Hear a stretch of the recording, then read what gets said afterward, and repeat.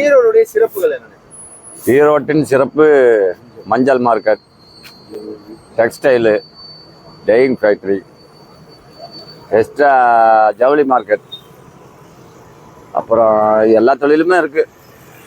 Lorry பட்டறை, car, சகலம் இருக்குது.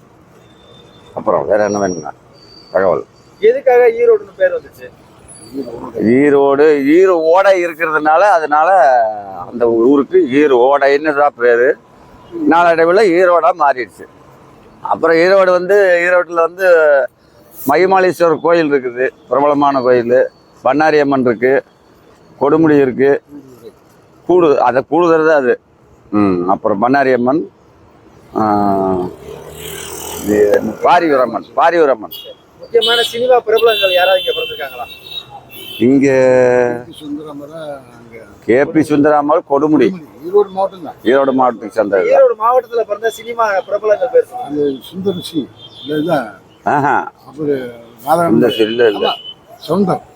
சவுந்தர் டைரக்டர், நாதகவுண்டம்பாளையம். பாக்கியராஜ், அவர் வெள்ளாங்கோயில் பாக்கியராஜ். இங்க பிறந்த தலைவர்கள் பெரியார். எல்லா தலைவரும் ஈரோடு வந்திருக்காங்க. பெரியார் தான் ஃபர்ஸ்ட். உங்களுக்கு இந்த கட்சி வந்தா நல்லா இருக்கும் அப்படின்னு தோணுதுன்னா எந்த கட்சி? இந்த கட்சினா விஜய் வந்தா நல்லா இருக்கு, என்னோட கருத்து. எதனால விஜய்? நல்லது செய்யறேன்னு சொல்றாரு, ஒரு வாய்ப்பு கொடுக்கலாம்ல, அதுல ஒன்றும் தப்பு இல்லையா? நல்லா தான் பேசினாரு. அது ஒவ்வொருத்தருக்கு பிடிக்கும், ஒருத்தருக்கு பிடிக்காது. என்னை பேசுறான், உன்னை பேசுறாம்பாங்க. இதுதான் உண்மை. அது அரசியல் எல்லாத்தையும் எப்படி பேசினாலும் அது தப்பா தான் சொல்லுவாங்க.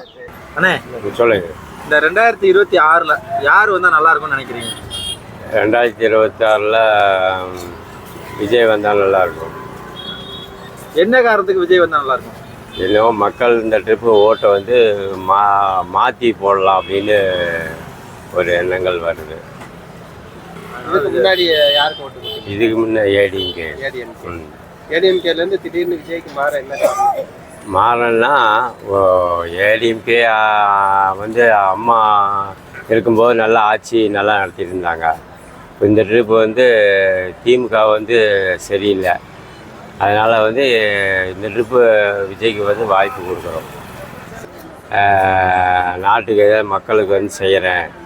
நான் சினிமா தொழிலை விட்டு நான் இது மக்களுக்காக நான் உழைக்கிறேன், அது நல்லது செய்கிறேன் அப்படின்ட்டு இருக்காங்க.